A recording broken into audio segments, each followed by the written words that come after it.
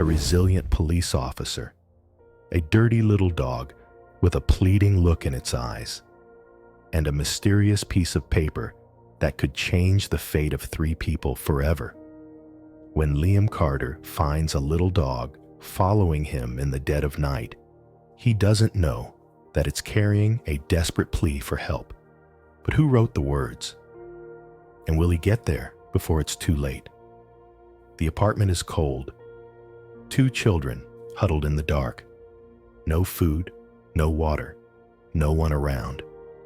But the worst part? They've gotten used to being forgotten until Liam shows up. Before we go any further, comment where in the world are you watching this video from. And if you believe in heartwarming stories, don't forget to subscribe to the channel now, because tomorrow there's a special story for you. Officer Liam Carter walked tiredly out of the Ridgewood station after a long shift. The small town rarely had serious crimes, but that didn't mean his job was easy. He'd seen all sorts of human stories today. Emergency calls, fights, lives filled with suffering. The only thing he wanted to do was go home, take a hot shower, and get some sleep. But then, something strange happened. A small dog, furry and covered in mud, emerged from the darkness, slowly walking toward him. It didn't bark, it didn't show fear, and it didn't run away like other stray dogs. It just stood there, staring at him with its big round eyes, as if waiting for something. Liam frowned. "Are you lost?" he asked softly, looking down at the small animal. The dog didn't respond, just tilted its head slightly, and then suddenly moved closer, rubbing its wet nose against his hand. The touch was like a plea. Something wasn't right. Liam turned to leave, but then his eyes stopped on the old collar around the dog's neck. Something small, crumpled, was tied to it. He gently removed the piece of paper, unfolding it under the dim streetlight. The shaky, scribbled words appeared in the darkness. "Please help my brother. He's very sick. We're hungry." Liam's heart felt like someone was squeezing it. He looked up at the dog, feeling his whole body suddenly turn cold. Which child had written these words? How desperate had he been to put his hopes on a little dog? And most of all, would anyone have arrived in time if he hadn't stopped here? A gust of night wind blew by, carrying the cold and the strong urge in Liam's heart. Without hesitation, he stood up. "Okay, kid, lead the way." The Labrador, now he noticed the intelligence and determination in its eyes, barked softly as if it understood his words. It turned around and ran towards the alley across the street, its small legs moving at an incredible speed. Liam didn't think any further, immediately following. The alley led to a small, dark road, where the street lights only provided enough light to see the cracked old walls of the apartment buildings. Charlie, the name that naturally came to Liam's mind when he saw the dog, did not slow down.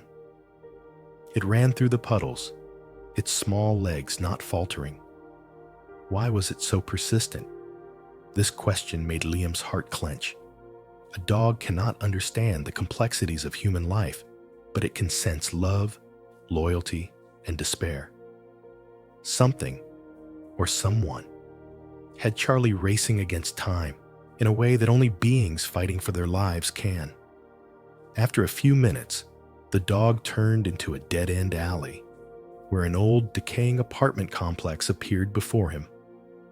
The windows were dark, with no light. Not a soul in sight.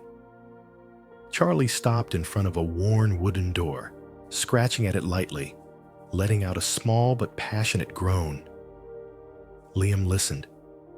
There was no sound, no footsteps, and no one came to open the door. He took a deep breath, then gently turned the knob. It was unlocked. A cold feeling ran down his spine, He pushed the door open. The space inside was pitch black, with only a faint ray of light coming through the window. And then he saw them, 2 children, huddled on the cold floor. The older boy, about 10 years old, was holding the younger child, only about 5, tightly in his thin arms. The old blanket wrapped around them was not enough to ward off the cold of the winter night. The older boy opened his eyes, his gaze empty and frightened. When he saw Liam, his eyes immediately filled with wariness.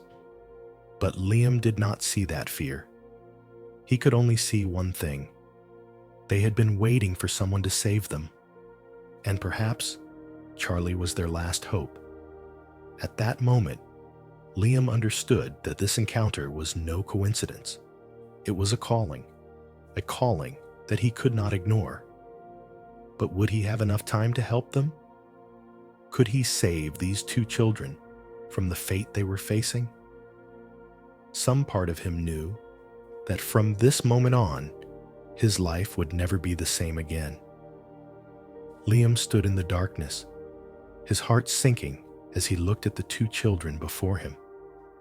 The apartment was cramped and shabby beyond belief. The walls were stained with mold, and the cold floor was covered in dust. A broken table lay in the corner, surrounded by nothing but a few empty boxes. There was no food, no water, no sign of adults. There was nothing to suggest that the 2 children had been cared for by anyone. The older boy, about 10 years old, still held his younger brother tightly. His hair was disheveled, his face was smeared with dirt, his deep eyes gleamed with extreme caution. But what worried Liam the most was the younger boy. He was curled up in his brother's arms, breathing weakly. His cheeks were red with fever. His lips were dry and cracked. If Liam had arrived later, would he have had the strength to make it through the night? Charlie groaned softly, rubbing his cold nose against the little boy's hand as if trying to wake him up. But the boy didn't respond. Liam immediately pulled out his phone and called an ambulance. While waiting, he bent down and gently touched the older boy's shoulder. "I'm Liam. I'm a police officer." His voice was soft, trying not to scare the boy. "What's your name?" The boy held his little brother tightly, as if he was afraid that if he let go, the world would take away his only sibling. After a long while, he spoke in a hoarse, weak voice. "Noah. What about your brother?" The boy swallowed. "Leo. Where are your parents, Noah?" Silence. Liam didn't press. He could see the answer clearly in the boy's eyes, the eyes of children who had learned to survive on their own. He pulled a small bottle of water from his pocket, uncapped it, and held it out to Noah. "Drink." Noah hesitated, but then reached out to take it. The boy drank slowly, as if he were used to saving every drop. When he raised his head, his eyes were full of pain. "I don't know. When was the last time we ate?" Liam clenched his fists, trying to control the anger rising in his heart. The children had been left alone for too long. Just then, an ambulance siren sounded outside the door. Liam turned, looking at Noah with a determined gaze. "I'll help you, I promise." But as soon as the 2 paramedics entered, Noah panicked. He almost jumped up, hugging Leo tightly and pulling him back into the corner of the room. "Don't take him, please!" His voice cracked and trembling. Liam immediately knelt, facing him. "They just want to help, Noah," he said, his voice calm. "Do you trust me?" Noah stared at him. An internal struggle was playing out in the boy's eyes.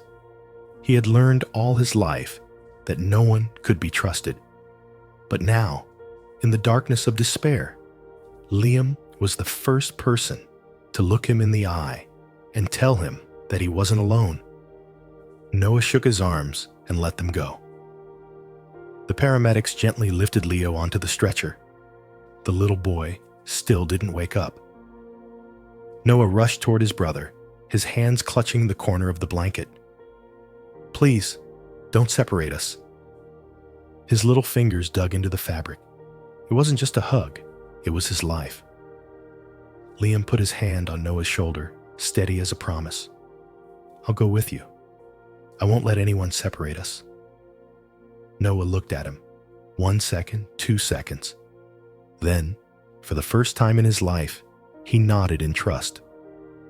Liam carried Noah into the ambulance. Charlie jumped into the seat next to Noah, curling up next to him, not leaving his side. The car rolled into the night. Ridgewood Hospital wasn't big, but when the emergency room doors opened, a team of doctors and nurses were already waiting. Leo was immediately wheeled into the room, the door slamming shut behind them. Noah stood outside, eyes glued to the door. He clutched the hem of his shirt, his lips trembling but not making a sound. Liam didn't say anything, just sat down quietly beside him. He was used to children who had been through so much pain. They didn't cry. They didn't show their fear on the outside, but that didn't mean they didn't feel it. Noah finally turned to look at Liam. The boy's voice was so soft that he had to listen very carefully to hear it. What if he doesn't make it?" Liam looked at Noah for a long time. He wasn't just asking about Leo. He was wondering if the world continued to be cruel to him, who would be there for him. Liam gently took Noah's small hands. "If that happens," he said slowly, firmly, "I'm still here." 4 hours later, the doctor walked out of the room. Liam and Noah sat up almost at the same time. The doctor smiled. "He'll be fine." Noah collapsed into the chair, his body tense from the day suddenly relaxing. He buried his face in his hands, not crying, just not knowing what else to do, but trying to believe that everything was okay. Liam put a hand on Noah's shoulder, then said softly, "Let's go see him." Noah slowly walked into the room. Leo lay on the hospital bed, his cheeks still red from fever, but no longer in danger. When Noah approached, the boy opened his eyes, smiling weakly. "Noah." Without another word, Noah hugged his brother tightly. Liam stood there, watching the two children holding each other, as if it were the only thing left in the world. And he knew, no matter what happened from here, he would never leave them alone again. Some encounters are not accidental, and some promises cannot be broken. Liam's car pulled up in front of a small house on the outskirts of Ridgewood. It wasn't a huge mansion or a fancy apartment, but a simple home, a place with warm walls, a worn sofa, and a dining table always filled with food. But to Noah and Leo, it was as foreign as another world. Noah sat silently in the back seat, his eyes strained as he stared out the window. Leo, still weak, rested his head on his brother's shoulder. Charlie sat at their feet, wagging his tail gently, as if trying to comfort him. Liam turned around, his voice soothing. "Let's go inside." Leo took his brother's hand, but Noah didn't budge. He looked at Liam defensively.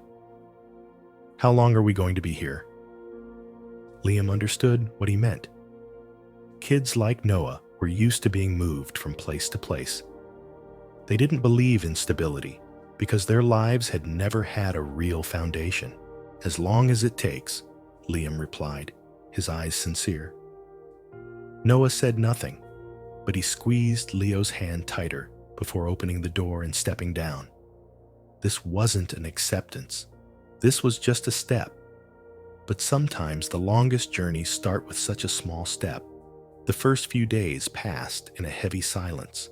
Noah and Leo had their room, with bunk beds and windows facing the garden. But instead of exploring, Noah sat in a corner, holding Leo close to him, his eyes wary of Liam's every move. The boy didn't believe in unconditional kindness. Every time Liam cooked dinner and put the plate down on the table, Noah looked at him suspiciously, as if waiting for conditions to come.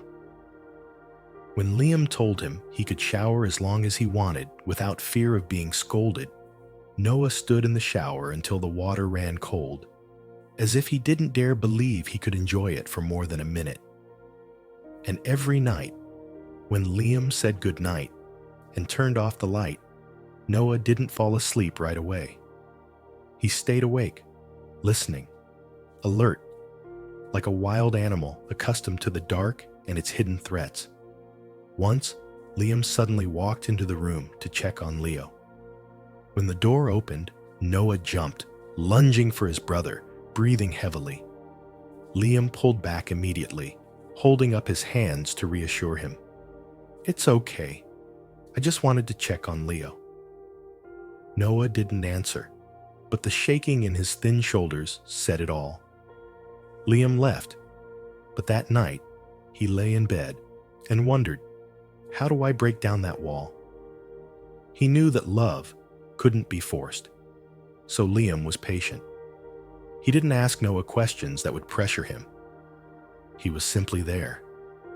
When Noah stared at his breakfast, but didn't dare eat much, Liam just pushed the plate of eggs toward him without saying anything. When Noah flinched when Liam accidentally touched his shoulder, he just gently backed away, as if to say, "I would never force you to do anything you weren't ready for." And when Leo began to feel safe and smile more, Liam let Noah see that without pushing him to do the same. But what changed everything wasn't the words. It was Charlie. Charlie, somehow, understood Noah. The little dog didn't jump on him like it did Liam or Leo. It just stayed close to him, lying at his feet as he sat in the corner, following him quietly as he walked through the backyard. And then one day, as Noah sat on the back steps, Charlie gently laid his head on his leg. Noah paused. He could have pushed Charlie away. He could have stood up and walked away. Instead, he just sat there. It was the first time he had let someone get close to him without fighting back. A few days later, Liam found Noah in the kitchen, pouring food into Charlie's bowl. It was a small gesture, but Liam knew. It wasn't a random act. Noah was starting to feel like he belonged there. One evening, as Liam was clearing the table after dinner, Noah suddenly spoke. "Have you ever been scared?" Liam paused, looking at the boy. "Afraid of what?" Noah was silent for a long moment. When he spoke, his voice was so soft it was almost a whisper. "That if you trust someone, they'll let you down." Liam felt his heart sink. He pulled up a chair across from Noah, placing his hands on the table. "I did," he said slowly. "But I also learned that some people don't leave." Noah looked at Liam. For the first time, the boy didn't avoid his gaze. "Are you that kind of person?" Liam nodded. "I'm not going anywhere." Noah didn't say anything for a moment, but right before he left the table, he whispered something, just enough for Liam to hear. "I hope so." Over the next few days, things began to change. Noah stopped sitting quietly in the corner. He started playing in the backyard with Charlie. He tried to touch Liam's old piano. He started laughing when he saw Leo running around the living room. And one night, when Liam said goodnight, Noah hesitated, then whispered, "Good night, Liam." Liam smiled, closing the door softly behind him. He wasn't ready to believe it completely yet, but the important thing was, he was willing to try. Some wounds take years to heal, but as long as someone is willing to be there, even if it's just to say, "I won't leave," then even the most broken of hearts can find a way to love again. As time passed, Liam's little house was no longer a quiet, lonely place. The sound of children's laughter rang out in the early mornings, as Leo ran around the yard with Charlie chasing him. wagging his tail with delight. Dinners were no longer silent, but instead filled with awkward but heartfelt conversations. And every evening, when Liam checked the bedroom before bed, he no longer found Noah sitting awake in the dark. The boy could now sleep peacefully, no longer afraid of what would happen tomorrow. But even though things were better, Liam knew that one question remained unanswered. Was this their home? Because Noah still kept an invisible distance. The boy laughed. He talked. But there was one thing he never did. He never called Liam Dad. Not because he didn't care, because he had never had a real father to call his own. And Liam knew that no matter how much he wanted it, it wasn't something he could force. Noah had to find his answers. One afternoon, Liam got a call from the police. The legal process was complete. If nothing changed, Noah and Leo would be placed into the formal childcare system. Liam had known this day would come, but as he looked at Noah, sitting on the steps, patting Charlie, he realized he couldn't let that happen. These two kids had lost too much. They didn't need a temporary home. They needed a real home. Liam took Noah for a walk along the trail behind the house, where the trees cast shadows over the fallen leaves. He walked slowly, letting Noah speak first. But the boy remained silent. Finally, Liam stopped and sat down on a large rock by the side of the road. "Noah, I want to ask you something." The boy didn't answer, but he didn't leave either. That was a good sign. Liam took a deep breath. "If you want, I can apply to adopt you two," he said, his voice steady. "I don't want you and Leo to go anywhere." The room fell silent. Noah lowered his head, his small hands clenched. "Are you sure?" His voice was hoarse. "What if we cause trouble? What if one day you don't want us anymore?" Liam felt his heart tighten. He didn't blame the boy for thinking that. It wasn't an unfounded doubt. It was a lesson life had taught Noah, that anything he could rely on could disappear at any moment. Liam knelt and placed his hands on the boy's shoulders. "No way," he said firmly. "Family isn't something you can throw away." Noah looked up, his eyes filled with the emotion he'd been trying to bury all this time. "Are you sure?" he repeated, this time in a whisper. Liam nodded. "I'm sure." 1 second, 2 seconds, and then Noah did something he'd never done before. He threw himself into Liam's arms, holding him tight as if afraid that if he let go, it would all be a dream. For the first time, he believed he had a place to belong. The day the adoption papers were signed, Liam held Noah and Leo's hands tightly as they walked into the courthouse. Leo was eager, his little face beaming as if he couldn't wait to tell the world he had a family. But Noah was different. He didn't say anything the entire way. As the judge read each clause of the agreement, the boy remained silent, his eyes still filled with doubt, as if some part of him still didn't believe it was true. But then, when the judge looked at Noah and asked, "Do you agree?" Noah didn't answer right away. He looked at Liam, looked at the man who had saved him from the cold night, who had patiently waited for him to open up, who had never left, even when he had pushed him away. The boy swallowed. Yes, a simple word, but it carried a journey of loss, fear, and finally hope. And as he walked out of the courthouse, when all the paperwork was done, Noah stopped suddenly and turned to Liam. "Daddy," the boy whispered, his voice choked. "Thank you." Just 2 words, but they were 2 words that broke down every last barrier. Liam hugs his son tightly. Beside them, Charlie jumps for joy, as if he knew this ending was destined from day one.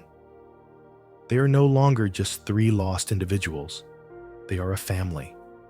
Does the story end here? Number, because their journey continues. Noah still has wounds that have not fully healed. Liam still has to learn how to be a father. Leo is still exploring the world with the eyes of a child who once lacked love. And there are so many unknowns waiting ahead. But most importantly, they will face every challenge together. Because for the first time in their lives, they are no longer alone. The question is, will the past truly let them go? Or are there still shadows waiting in the future? Will this story have a new, challenging chapter? If so, are you willing to go on this journey with them? As the final pages of this story close, we're not just talking about a little dog who led the way to a miraculous rescue, but also about the power of love, compassion, and perseverance. We've witnessed a journey of tears, heartaches of abandonment, inner struggles, and ultimately a family reborn from the broken pieces. But this story isn't just about Liam, Noah, Leo, or Charlie. It's about all of us, because everyone has lost their way, everyone has feared being hurt, and everyone longs for a place they can call home. Have you ever seen yourself in Noah's eyes, full of doubt and reservations about the world? Or have you ever been like Leo, just wishing for someone to take your hand and say, "It's going to be okay"? And if you've ever been like Liam, faced with the choice of whether to walk away or stay, remember that even the smallest act of kindness can change someone's life forever. If this story has touched your heart, please take a moment to like. Because every like is more than just a number. It's a reminder that love is still out there. If you think this story can inspire someone out there, please share to spread the message to even more people. And we want to hear from you. How would you rate this story from 0 to 10? Leave your number in the comments and share your thoughts. But remember, the story isn't over. Will the past let them go? Can Liam be the father Noah and Leo need? And will life test them once more? Don't miss the next story. An emotional journey that you won't be able to take your eyes off. Hit subscribe and turn on notifications so you don't miss the next part, where the mysteries still await.